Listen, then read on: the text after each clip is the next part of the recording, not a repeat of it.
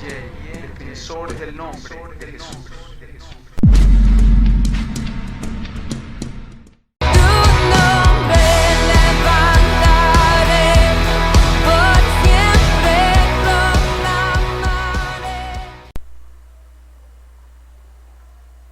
Muchas gracias por visitar nuestra página. Bienvenidos a Defensores del Nombre de Jesús. Es normal que cuando a una persona se le habla acerca de la deidad de Jesús, mostrando que es el mismo Dios y Padre eterno, que es el mismo Jehová del Antiguo Testamento, hayan quienes rechacen este punto y que argumenten en contra. Por lo general, añaden que esto no es posible, ya sea por lo que han escuchado o por la forma en que se les ha enseñado o adoctrinado, ya que para muchos Jesús es solamente el Hijo de Dios, que solo está limitado a este rol, por decirlo de alguna manera. Aunque hay doctrinas que aceptan a Jesús como Dios, pero están en total desacuerdo en reconocerlo como el Padre. Para ellos suelen decir, y este es uno de los argumentos más comunes, que Jesús no puede ser el Padre, puesto que cuando el Señor estuvo en la tierra, el cielo no pudo haber quedado vacío por espacio de 33 años aproximadamente, tiempo en el cual habitó el Señor en la tierra. Y también añaden en otro argumento utilizado, es que Dios estaba en el cielo cuando el Hijo estuvo en la tierra, por las ocasiones en las cuales se menciona que el Padre está en el cielo. Pero en realidad comentarios como estos lo que hacen es negar, quieran o no, el poder de Jesús, el poder de Dios, ya que para ellos al parecer Dios está limitado con el hecho que solo puede estar en un solo lugar a la vez, que si está en el cielo no puede estar en la tierra, y que si se encuentra en la tierra no puede estar en el cielo simultáneamente. Pero recuerde esto, mi hermano, el Dios al cual nosotros hemos recibido, el Dios en que creímos, el Dios al cual predicamos, es el Todopoderoso, es el que todo lo puede. Y una de las características de este Dios es que es omnipresente. Eso significa que está en todo lugar simultáneamente. El Dios que lo llena absolutamente todo, Él es Dios sobre todo. Deuteronomio capítulo 4, verso 39, aprende pues hoy y reflexiona en tu corazón que Jehová es Dios arriba en el cielo y abajo en la tierra, y no hay otro. Para dar explicación de este tema de la omnipresencia de Jesús, queremos ilustrarlo de la siguiente manera, haciendo una comparación con lo que fue el tabernáculo y posteriormente el templo de Salomón, donde se muestra en varios aspectos la tipología en cuanto a la manifestación de Dios en carne, dejando ver claramente siempre el énfasis de Dios y su anhelo de querer estar y habitar en medio de su pueblo para Él mismo pastorearlos, guiarlos y protegerlos. Todo esto era sombra de lo que había de ocurrir. En el libro de Éxodo podemos encontrar cuando Dios manda a edificar el tabernáculo. Esto aparece en Éxodo capítulo 25, verso 8, que dice de la siguiente manera: y harán un santuario para mí, y habitaré en medio de ellos. Estas son las palabras del Señor mientras notificaba a Moisés acerca de la elaboración del tabernáculo. En estas deja bien claro y de manera específica los materiales a usar, las medidas, los utensilios y demás piezas, los instrumentos para la elaboración, todo específicamente detallado con relación a todo lo que era este tabernáculo. Recordemos que algunas cosas señaladas en el antiguo pacto, como se dijo recientemente, eran sombra a lo que había de ocurrir en un futuro. Para ser más claro, cuando se efectuara la venida del Mesías. Posteriormente, el rey Salomón edifica casa al nombre de Dios. En Primera Reyes, capítulo 6, nos habla con lujos y detalles acerca de este majestuoso templo, cómo superaba en esplendor, en magnificencia, en gloria al tabernáculo de Moisés. Cuando tenga tiempo puede leer acerca de este y se sorprenderá de lo majestuoso de este templo y lo muy bien elaborado que fue. Recuerde usted que este templo era dedicado para el Señor. Pero en el capítulo 8 del mismo libro de Primera Reyes encontramos cómo es trasladada el arca del pacto al templo. Pero también hay numerosos detalles a ser tomados en cuenta para desarrollar este tema. Así como se sorprendió con los materiales y lo lujoso, los detalles de este templo, se sorprenderá de cómo funciona la tipología en Cristo Jesús. Amén. Comencemos. Partamos desde lo que se lee en Primera Reyes 8:13, que dice: yo he edificado casa por morada para ti, sitio en que tú habites para siempre. Estas palabras fueron dichas por el rey Salomón luego de que el templo fue culminado. Noten cómo la escritura dice literalmente que Dios habitaría en aquel templo. Por favor, haga énfasis o enfóquese en la palabra habitar. Si usted se da cuenta, es la misma expresión que aparece en Éxodo 25:8. Pero luego de construido este templo, Salomón en su sabiduría comienza a razonar y a meditar sobre esto. Y luego se hace la siguiente pregunta, en Primera Reyes 8:27. Pero, ¿es verdad que Dios morará sobre la tierra? He aquí que los cielos de los cielos no te pueden contener, cuanto menos esta casa que yo he edificado. Noten cómo Salomón se pregunta, ¿cómo es posible que el Dios todopoderoso que llena los cielos y la tierra, el Dios que lo llena todo, habitaría en realidad en aquella edificación? Aún el mismo Dios lo revela que Él está en todo lugar, y esto aparece en Jeremías 23:24, que dice: ¿se ocultará alguno, dice Jehová, en escondrijos que yo no lo vea? ¿No lleno yo, dice Jehová, el cielo y la tierra? Salmo 139, verso 7. ¿A dónde me iré de tu espíritu y a dónde huiré de tu presencia?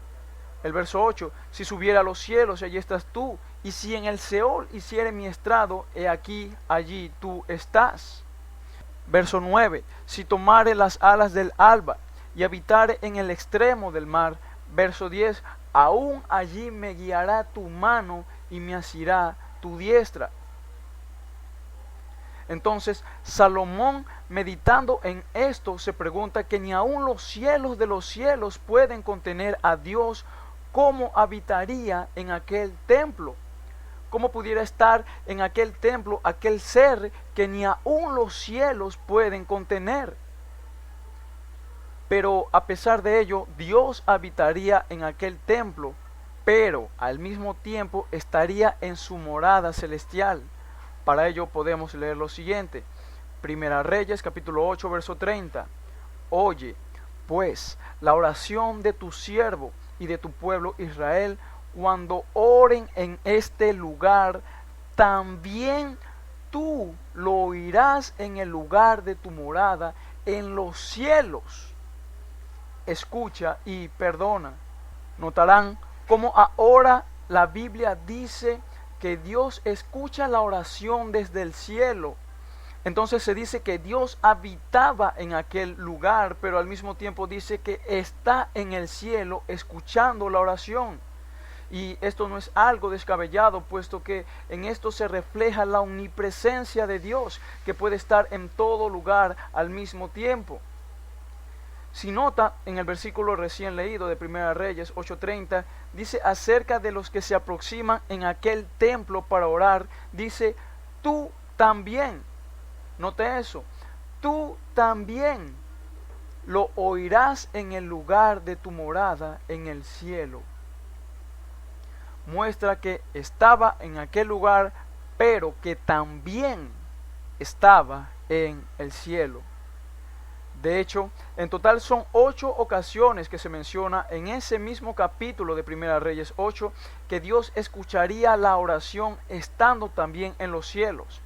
Cuando tenga tiempo, también puede leer los versos 32, 34, 36, 39, 43, 45, 49 y obviamente añadiendo el versículo 30 que fue leído primeramente de Primera Reyes capítulo 8. Dios habitando en el templo, escuchando y actuando simultáneamente en el cielo. Ahora, en el nuevo pacto ocurre algo similar en cuanto a la manifestación de Dios en carne. Tal como lo dice la Escritura, Dios fue manifestado en carne, 1 Timoteo 3:16.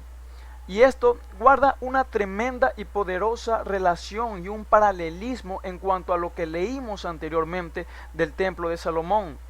¿De qué manera?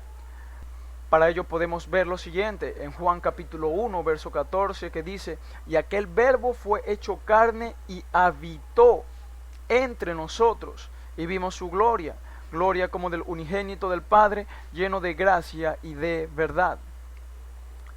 La Escritura nos demuestra que aquel verbo que es Dios, como se lee en el versículo 1 de este mismo capítulo, fue hecho carne y vino a este mundo como el unigénito del Padre.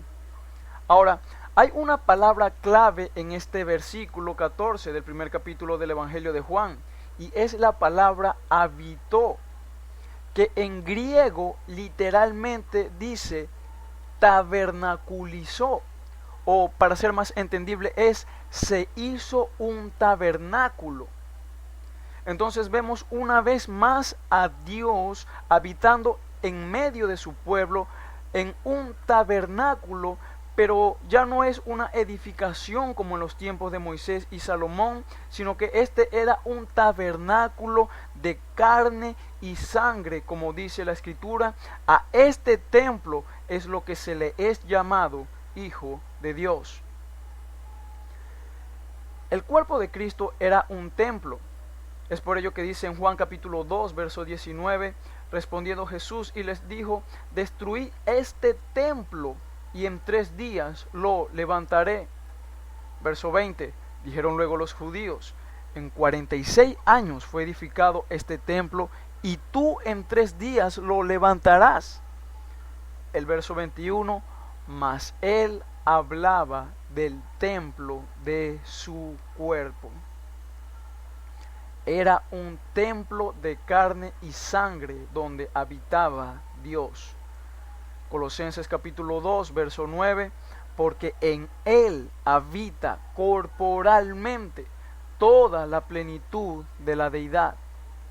Notará cómo dice que en él, hablando de Cristo, en su cuerpo habita. Note una vez más esta expresión: todo lo que es Dios, toda la plenitud de la deidad habitando en ese cuerpo. No una tercera parte en Dios, sino toda la plenitud de Dios. Otro versículo con el cual se muestra esto es cuando el mismo Señor Jesús dice en Juan capítulo 14, verso 10: ¿no creéis que yo soy en el Padre y el Padre en mí? Las palabras que yo os hablo, no las hablo por mi propia cuenta, sino que el Padre que mora en mí, Él hace las obras. ¿Se da cuenta cómo el Señor menciona que el Padre estaba dentro de Él? Una vez más, Dios habitando en el templo. Y finalmente, 2 Corintios 5:19 dice que Dios estaba en Cristo reconciliando consigo al mundo. Entonces, ya hemos constatado que toda la plenitud de Dios, todo lo que es el Padre, estaba dentro de ese cuerpo, dentro de ese templo. Pero no por ello quiere decir que estaba limitado a solamente estar en la tierra. Recuerde la omnipresencia de Dios. Así como en la antigüedad Dios habitaba en el templo de Salomón, leímos que también estaba al mismo tiempo en el cielo. De la misma manera ocurre en el nuevo pacto cuando Dios se manifiesta en carne. Dios ciertamente morando en el Hijo, pero al mismo tiempo en su deidad estaba en el cielo y en todo lugar simultáneamente. Y Jesús de esta forma así lo demostró. En Juan capítulo 3 se narra aquel pasaje donde un fariseo de nombre Nicodemo llega donde Jesús de noche. Es allí donde el Señor le habla acerca de la importancia del nuevo nacimiento, donde le menciona que si habla cosas terrenales y no le creen, ¿cómo será si les dice las celestiales? Y a continuación, precisamente, el Señor menciona algo celestial, algo tremendo, algo fascinante. Note las palabras de Cristo Jesús en Juan capítulo 3, verso 13. Nadie subió al cielo, sino el que descendió del cielo, el Hijo del Hombre que está en el cielo. Como ya sabemos, el Señor habla con Nicodemo, pero Jesús, hablando de sí mismo como el Hijo del Hombre, menciona en tiempo presente que Él está en el cielo. El Hijo del Hombre que está en el cielo. ¿Cómo es esto posible? Si Jesús habla frente a frente con Nicodemo y obviamente ambos están en la tierra, pero el Señor hace referencia a que Él se encuentra en el cielo. Lea una vez más dicho versículo. Estaba en la tierra hablando con Nicodemo, al mismo tiempo se encuentra en el cielo. ¿Le resulta imposible? Otro caso se lee en Juan capítulo 14, donde una vez más el Señor, que habla poco antes de revelarse a sus discípulos como el Padre, dice en Juan 14:2, en la casa de mi Padre muchas moradas hay, si así no fuera yo os lo hubiera dicho. Voy pues a preparar lugar para vosotros. Note eso, Él se encuentra hablando acerca de la casa del Padre, se encuentra hablando del mismo cielo, el lugar donde se encuentra su trono celestial, el lugar de su morada, como se lee en Primera Reyes 8. Pero aquí el Señor expresa que allí hay muchas moradas en las cuales prepararía lugar. El verso 3 dice, y si me fuere y os preparare lugar, vendré otra vez y os tomaré a mí mismo, para que donde yo estoy, vosotros también estéis. Jesús, como hemos visto, habla acerca del cielo, detallando o describiendo algunas cosas, pero lo tremendo una vez más es que habla como si estuviera en ese lugar, en el cielo. Preste atención, y os tomaré a mí mismo, para que donde yo estoy, tiempo presente, vosotros también estéis, tiempo futuro. Note como al principio Jesús hablaba acerca de la casa del Padre para luego decir que Él está en la casa del Padre en el cielo, a pesar de que hablaba con sus discípulos en la tierra. Y esto es algo evidente porque Jesús comienza hablando acerca del lugar del Padre y luego se revela a sus discípulos como el Padre. Tanto tiempo hace que estoy con vosotros y no me has conocido, Felipe. El que me ha visto a mí ha visto al Padre. ¿Cómo pues dices tú, muéstranos al Padre? Esto es Juan 14:9. ¿Se da cuenta? Habla de la casa del Padre, el cielo, para añadir que Él está en el cielo y finalmente concluir que Él es el Padre. Absolutamente todo concuerda. Jesús es el Padre, el Dios omnipresente, está en el cielo y en la tierra simultáneamente, tal cual ocurría en el antiguo pacto, en el templo de Salomón. Lo mismo ocurre con el templo o tabernáculo llamado Hijo de Dios. Este templo, siendo su cuerpo, no limitaba su omnipresencia. Jesús estaba en la tierra, al mismo tiempo en el cielo y en todas partes. Muy grande es el poder de nuestro Dios, hermanos. Jesús es tan grande que en una ocasión dijo que donde hay 2 o 3 congregados en su nombre, Él estaría en medio de ellos. Es decir, el Señor mismo haría acto de presencia en aquel lugar, no importando obviamente la ubicación y cuántos al mismo tiempo en cualquier parte de la tierra estén congregados en el nombre del Señor.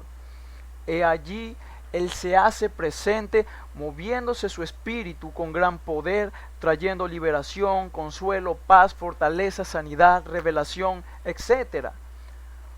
No importando la ubicación geográfica y en qué tiempo, al congregarte en su nombre, se hace presente el portador del nombre. Muchos limitarán el poder de Dios diciendo que es algo imposible, pero bíblicamente vemos que sí es posible, que así sucedía y así es. Preferimos creerle a la palabra de Dios.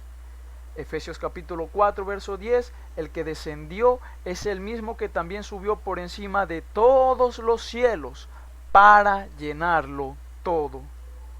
Nos ama sus hijos amados.